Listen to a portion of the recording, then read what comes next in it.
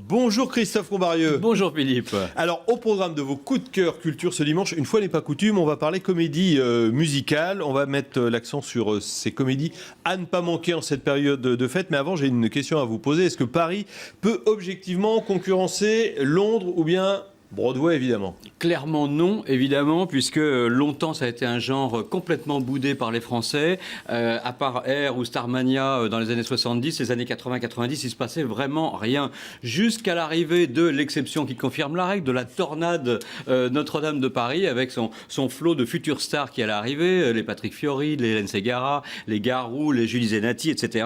Et finalement, ça a été une sorte de déclencheur. Alors évidemment, les producteurs ont imaginé une sorte de poule aux œufs d'or avec cette histoire, sauf que du coup le genre était devenu un petit peu un genre fourre-tout. On appelait comédie musicale un peu tout et n'importe quoi, ce qui était un petit peu dommage, qui enlevait un peu du cachet au genre, qui est quand même un art très noble aux États-Unis ou en Angleterre par exemple. Voilà, et c'était pas le cas en France, je suis d'accord Pas avec encore. vous. Alors, bon, tout ce qu'on vient de dire, c'est pas le cas de celles, alors au pluriel, que vous avez retenues aujourd'hui, qui sont montées au Châtelet, aux Folies Bergères ou à Mogador, où La Belle et la Bête remporte là un triomphe. Tout à fait, un triomphe mérité à Mogador, puisque c'est sans aucun doute le spectacle au cours duquel vous retrouvez vraiment votre âme d'enfant. Tout l'univers de Disney est là, l'espièglerie, l'humour, cette magie, je dirais, envoûtante qui vous enveloppe en permanence. Et puis un petit cocorico quand même, parce que cette Belle et la Bête, à l'origine, c'est une histoire française. Elle a été imaginée par Jeanne-Marie le Prince de Beaumont en 1756, l'année de naissance de Mozart. Donc vous imaginez, ça remonte quand même à pas mal de temps.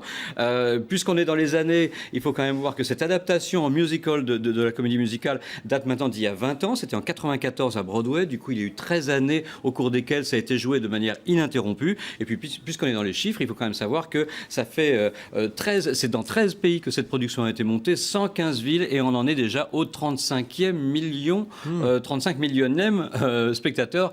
Vous voyez, donc je pense que le spectacle est mérité, le succès est mérité. Et je vous propose d'ailleurs d'avoir un extrait de cette Belle et la Bête à Mogador. Et maintenant, ladies and gentlemen, place au spectacle.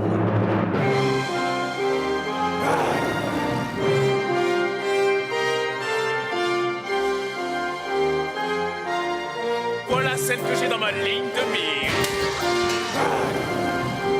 Il y a un étranger ici.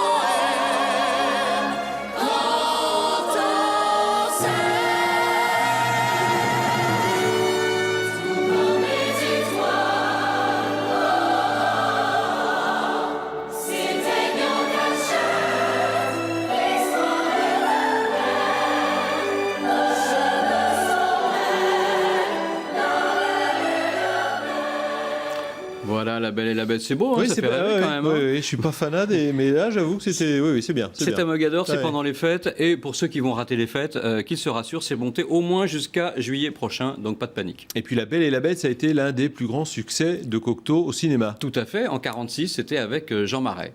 Un autre chef-d'œuvre à présent, Christophe, qui avait triomphé au cinéma également avec Audrey Hepburn et Rex Harrison devant les caméras de George Cukor, c'est My Fair Lady qui est présenté ce mois-ci au Châtelet. Tout à fait. Alors, il y avait le film de Cukor en 64, mais vous aviez aussi la pièce à l'origine, Pygmalion de Georges Bernard Shaw, qui quand même traitait de l'émancipation, de la lutte des classes, je dirais, en même temps avec fantaisie et avec profondeur, ce qui était quand même une très très belle réussite. Là aussi, au Châtelet, magnifique production, même si on est complètement à l'opposé de ce que fait La Belle et la Bête, parce que d'un côté, vous avez un dessin animé sur scène pour la version Disney, et là, le Châtelet imagine plutôt une version version opéra de My Fair Lady. Alors, quitte à le monter en opéra, autant prendre un maître du genre. Ils sont allés chercher Robert Carsen pour monter cette production. Robert Carsen qui sort d'Electra de Strauss à l'Opéra Bastille, qui est plongé dans Rigoletto à l'Opéra du Rhin à Strasbourg. Et au milieu, c'est cette folie avec beaucoup de classe, beaucoup de chic, beaucoup d'allure, une très grande élégance. En plus, tous les airs de My Fair Lady, on les connaît. Même si on s'imagine qu'on ne connaît plus My Fair Lady, on les connaît par cœur. Et en voici d'ailleurs la preuve.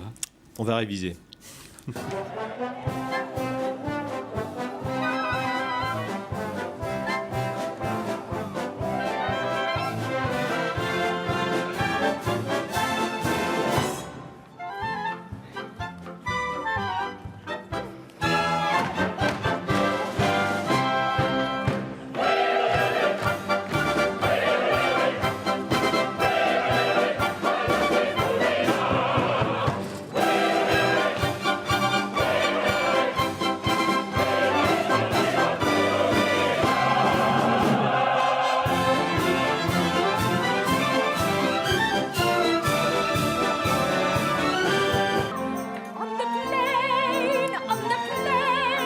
And where's that blasted plane?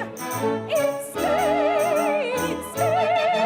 The rain is mainly in the plane. The rain is mainly in the plane.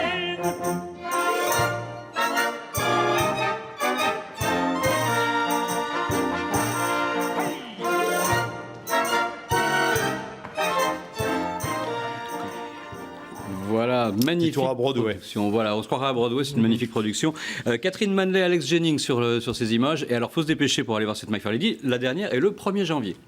Très bien, on va terminer. Alors là, changement complet d'ambiance. On va se terminer ce tour d'horizon des meilleures comédies musicales de cette fin d'année avec Disco, les années 70, aux Folies Bergères. Évidemment, Disco, c'est nettement moins chic et moins classe que My Fair Lady. Mais franchement, ça vous donne des fourmis dans les jambes, des picotements dans les pieds. Vous avez envie de chanter, de danser en permanence. Ce spectacle, c'est une joie, une folie, j'ai envie de dire, contagieuse et communicative. Ce qui est franchement un très très bon moment. Les boules à facettes, les costumes à paillettes, on ressort tout ça. Et au final, Disco, c'est une production qui a sans doute évidemment moins de moyens que My Fair Lady ou La Belle et la Bête.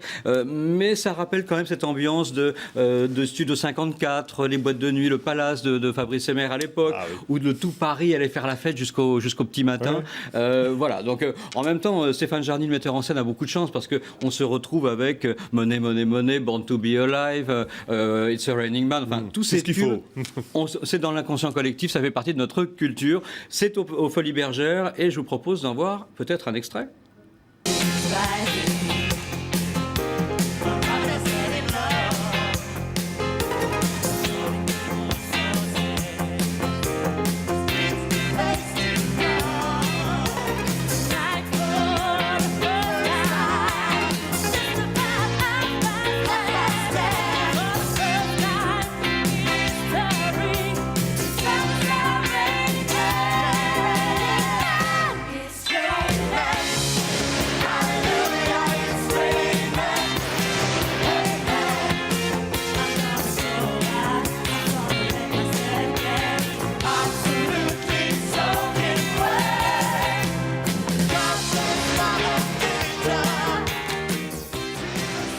Voilà, je sentais bien, Philippe, que vous aviez envie de danser. Le dimanche matin, à cette heure-là, c'est parfait. C'était l'after. Oui, c'est l'after, voilà. Disco, c'est jusqu'au 12 janvier aux Folies Bergères. Et pendant qu'on a parlé comédie musicale, un petit mot quand même pour la troupe de 1789 qui a eu vécu quand même bien des malheurs avec les débuts de cette reprise. Et le spectacle est reparti, on peut y aller. Et c'est monté jusqu'au 5 janvier, à ne pas manquer donc au Palais des Sports. Merci beaucoup Christophe et à la semaine prochaine. Tout de suite Philippe. sur LCI, journal avec Julien Domel.